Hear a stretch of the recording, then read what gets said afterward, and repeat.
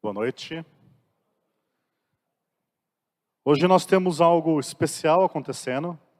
Como você pode ver, atrás de mim tem uma armadilha. Acaba aqui, o palco, e depois tem um banho de água ali. Eu tenho que tomar cuidado, porque nós batizamos, mas nós não acreditamos em rebatismo. Vamos orar? Senhor, nós temos ocasião para celebrar.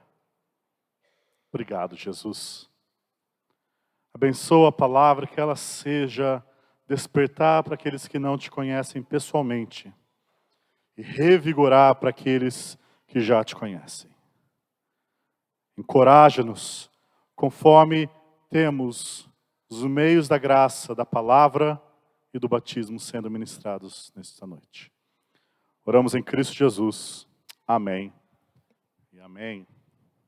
Como eu disse, nós vamos ter um batismo hoje. E é uma ocasião especial. Será que você consegue se lembrar do seu batismo? Há quantos anos, Valdir?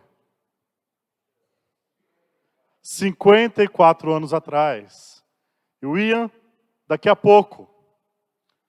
Talvez você não lembre que você fosse pequeno, mas na Igreja Batista todos nós éramos crentes. E o batismo, para nós, tem um significado especial. Mas talvez se você está aqui pela primeira vez, convidado ou visitando, você se pergunta, o que é isso de batismo? Eu sei, né?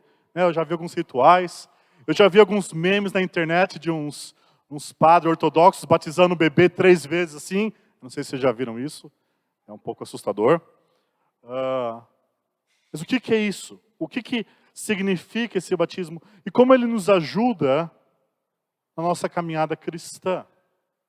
Quando nós testemunhamos um batismo, nós lembramos de algumas realidades espirituais das nossas vidas. Aquele primeiro compromisso que nós fizemos publicamente com Cristo. Naquele momento que nós tivemos com a igreja. E o que eu quero trazer para vocês hoje é que Romanos 6, de 1 a 4, você pode abrir a sua Bíblia, nos ajuda a ter uma visão bíblica do batismo, mas também a usar o batismo na luta contra o pecado. Romanos 6, de 1 a 4. O título de nossa mensagem é Use seu batismo na luta contra o pecado. Use seu batismo na luta contra o pecado. Romanos 6, de 1 a 4. Lá no capítulo 5, Paulo estava contrastando quem está em Adão com quem está em Cristo. E por causa do pecado de Adão, todos aqueles que estão em Adão, todo ser humano que nasce, está debaixo do reino do pecado que reina pela morte. Mas aqueles que estão debaixo de Cristo, a graça reina pela justiça. E daí Paulo rapidamente fala que Deus deu a lei, lá no Antigo Testamento, para que fosse basicamente um microscópio para maximizar o tamanho do pecado. Não que o pecado não fosse grande, mas para que as pessoas pudessem perceber a grandeza do pecado. Só que daí Paulo fala, mas onde abundou o pecado, superabundou a graça. Então, se o pecado pareceu maior, então quanto maior é a graça que encobre tudo isso, que perdoa multidão de pecados. Agora, talvez você já faça uma pergunta na sua cabeça. Se você ensinar isso na classe de EBD para as crianças, eles vão fazer algumas perguntas. Mas, se quanto mais pecado, mais graça, então, vamos pecar mais para ter mais graça. É isso que nós vamos tratar em Romanos 6:1. É esse tipo de pensamento que Paulo vai lhe dar nesse trecho. Veja o versículo 1. Que diremos, pois? Permaneceremos no pecado, para que seja graça mais abundante. Se Deus é glorificado quando Ele é perdoador, gracioso e misericordioso, vamos dar mais motivo para Ele ser perdoador, gracioso e misericordioso. Essa parece ser a ideia, né? Se Deus tira tanta glória de quando vê uma pessoa que estava no lamaçal do pecado, cheio de vício, sabe aquele testemunho básico que sempre as pessoas lembram quando pensam num testemunho forte? Que a pessoa estava lá no fim do fim da esperança, então Deus veio e salvou ela. Então por que não vivemos todos assim? Ou pior ainda, por que não aumentar a graça de Deus pecando agora que eu já sou cristão? Deus vai perdoar. Agora, eu imagino que, espero que nenhum de vocês tenha pensado isso na sua vida. Amém? Mas existe a forma light disso. A forma light que não é tão incomum entre nós. Não tem problema se eu pecar. Deus perdoa mesmo.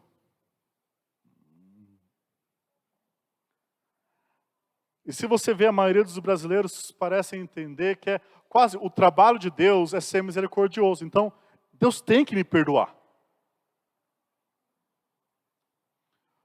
Ou quando a gente é tentado a pecar e o pecado não parece tão sério. Afinal, Jesus já pagou por ele. Quais formas de abuso da graça de Deus nós, muitas vezes, praticamos? Uma forma comum que muitos reformados podem ser tentados é: se Deus já predestinou todas as coisas, então eu não sou culpado de pecar. Será que nós, em nossa vida diária, também não abusamos da graça, como essa pergunta é feita aqui? E Paulo vai responder no versículo 2: de modo nenhum. Como viveremos ainda no pecado, nós, os que para ele morremos? De modo nenhum. Jamais. Que pensamento louco. Que loucura. Que besteira. Pensar dessa forma. Por que, Paulo? Faz lógica. Peca mais, aumenta mais a graça. E Paulo vai explicar. Não existe zumbi espiritual. Ou você está morto para o pecado, ou você está vivo para o pecado. Ou você morreu para o pecado e está vivo em Cristo, ou você está vivo para o pecado e morto para Cristo. Ou você está na realidade espiritual do reino do pecado, ou você está na realidade espiritual do reino de Cristo. Como o Daniel acabou de falar, ou no verdadeiro, real, mas invisível, reino das trevas, ou no verdadeiro, real e maravilhoso reino do seu Filho amado.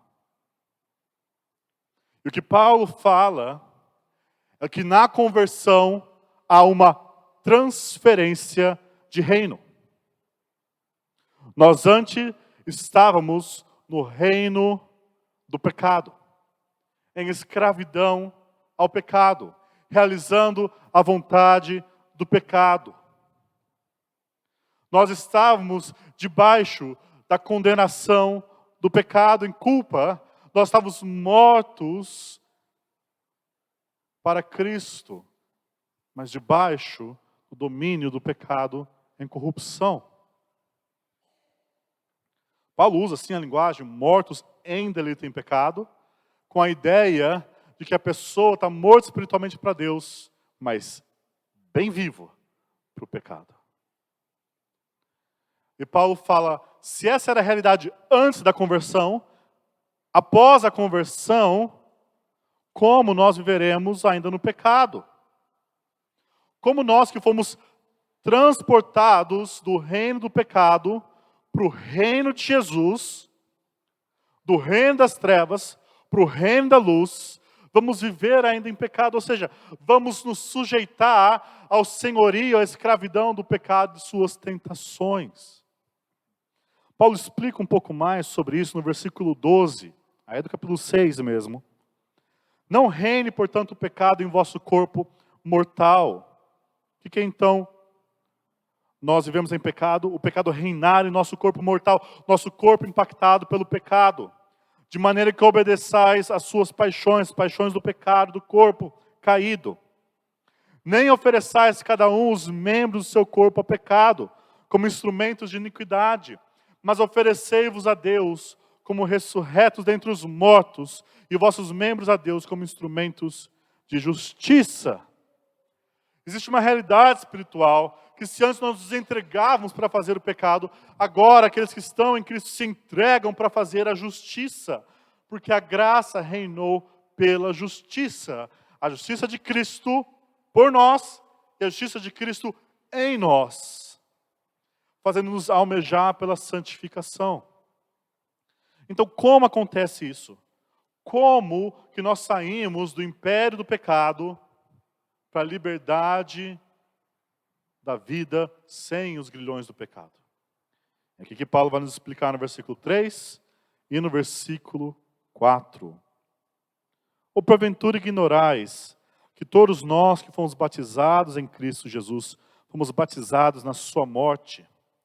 Fomos, pois, sepultados com ele na morte pelo batismo, para que como Cristo foi ressuscitado dentre os mortos pela glória do Pai, assim também andemos nós em novidade de vida. Perceba aqui que Paulo vai usar a ideia do batismo e simbolizando a nossa união com a morte, o sepultamento e a ressurreição de Jesus. O batismo aqui é um símbolo, é uma representação de toda a nossa experiência de conversão, de arrependimento e fé, renascimento, batismo, todas essas coisas interligadas. Nós fomos batizados com Cristo em sua morte e em seu sepultamento, Paulo fala no versículo 3. Ou seja, cristão, você precisa entender uma coisa. Quando Jesus foi pregado lá na cruz, foi por causa de você, foi por causa do seu pecado. Então, de certa forma, você está do lado de cá e Jesus está na cruz. Mas em um outro sentido bem real, você está junto com Cristo naquela cruz. Você foi crucificado juntamente com Cristo. Quando Cristo, então, morre pelos pecados, trazendo o perdão, colocando os pecados pagos, cravados na cruz, você que morreu com Cristo, deixou a realidade do domínio do pecado e da culpa do pecado para trás. Você agora está unido com Cristo Jesus. E a morte que Ele experimenta, você também experimenta. Na sua conversão e também na sua santificação diária. Então a morte de Cristo é por você, mas a nossa união com Cristo, a morte de Cristo é conosco morrendo com Ele para o pecado. Não que a gente morre para nos salvar, mas unidos com Cristo, nós experimentamos a realidade espiritual que Cristo trouxe para nós na cruz. E é isso que nós simbolizamos quando alguém desce as águas. Você já se afogou? É uma experiência agradável?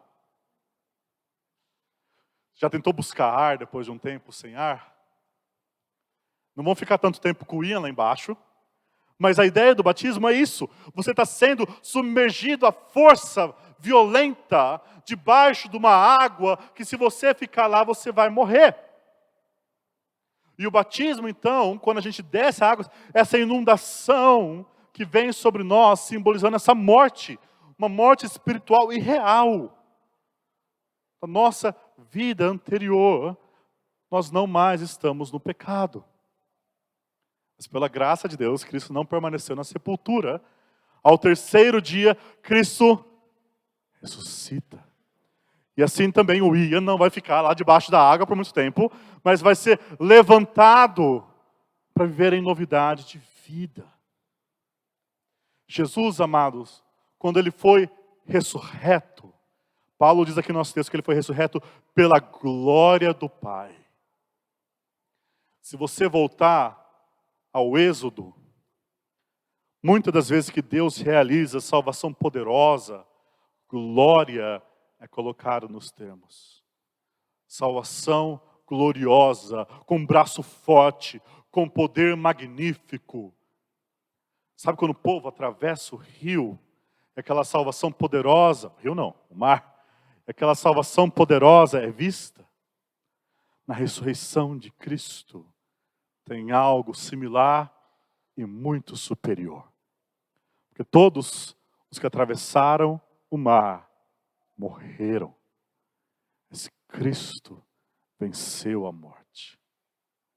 Para pensar, quantas pessoas você conhece que você foi lá no funeral e a pessoa, depois de 3 dias, levantou em glória, não putrefazendo.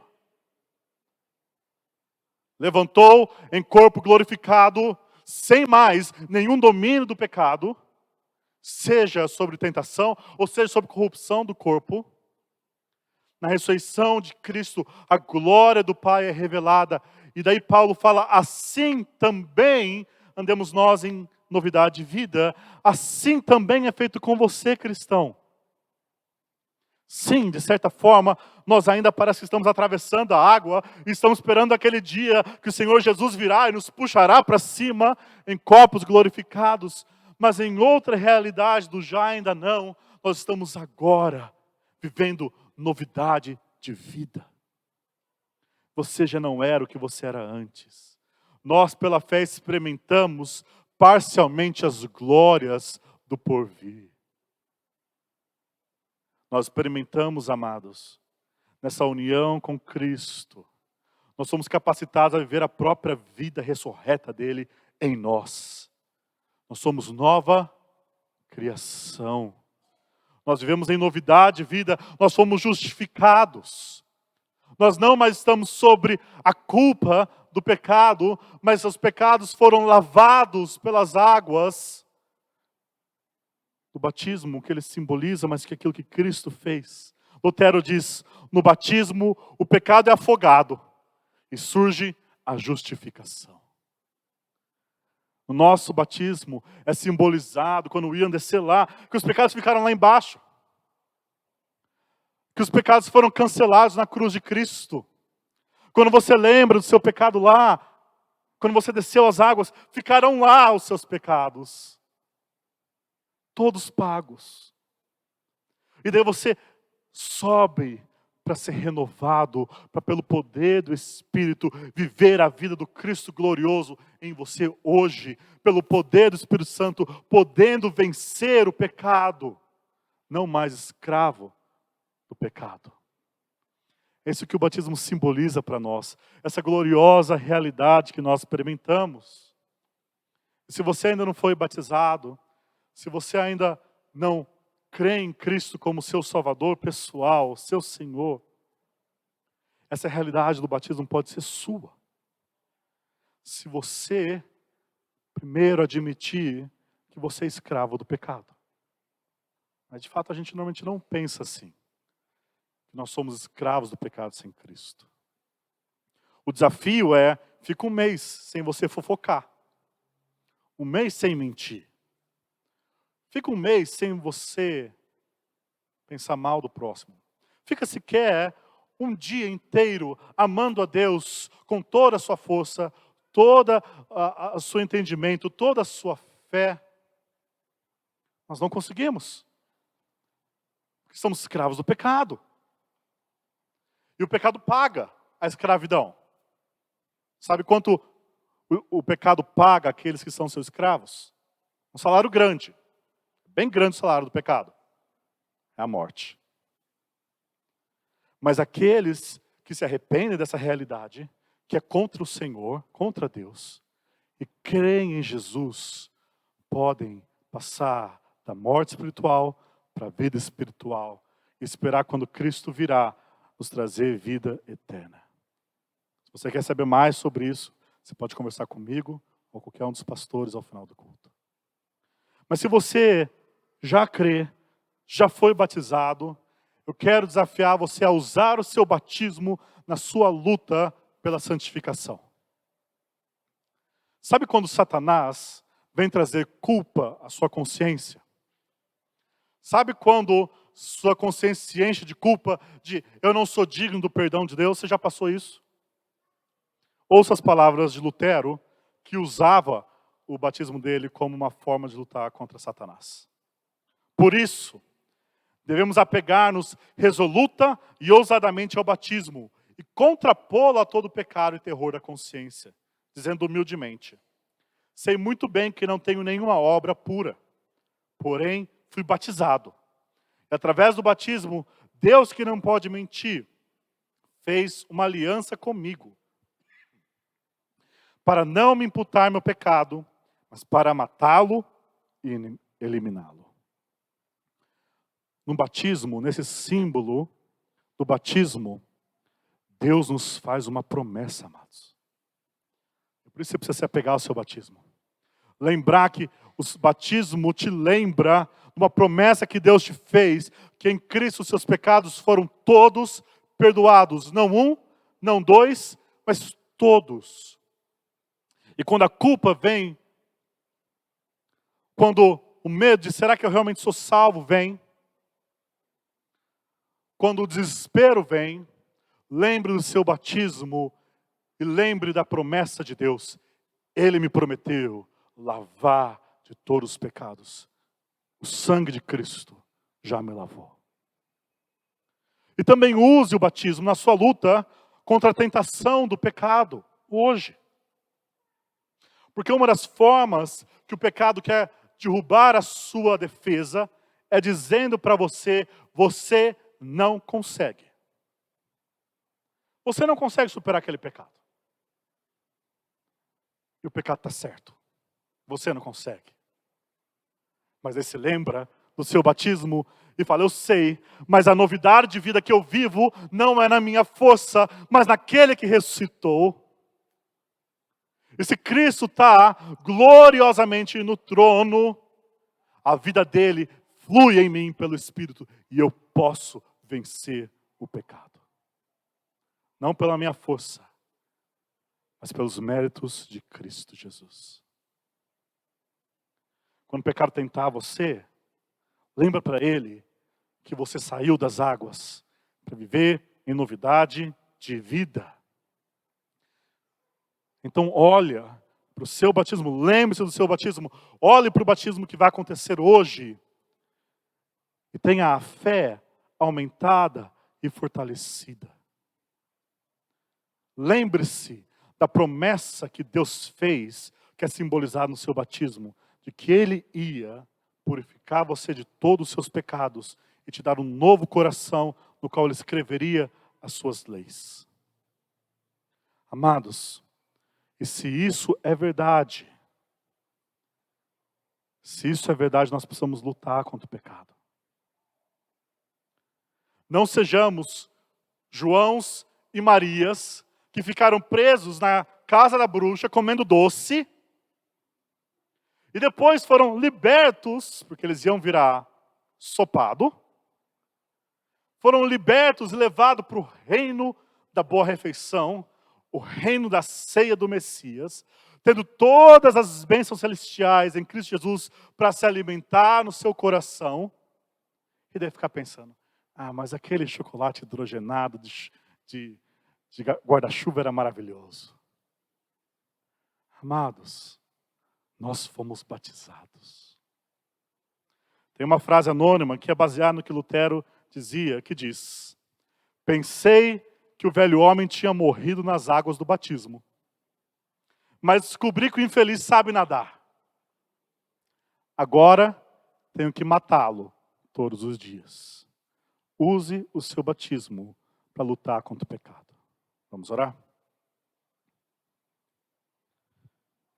Jesus, o Obrigado por essas realidades maravilhosas, sobrenaturais, poderosas, que foram executadas na cruz, objetivamente, e são experimentadas em nós, subjetivamente.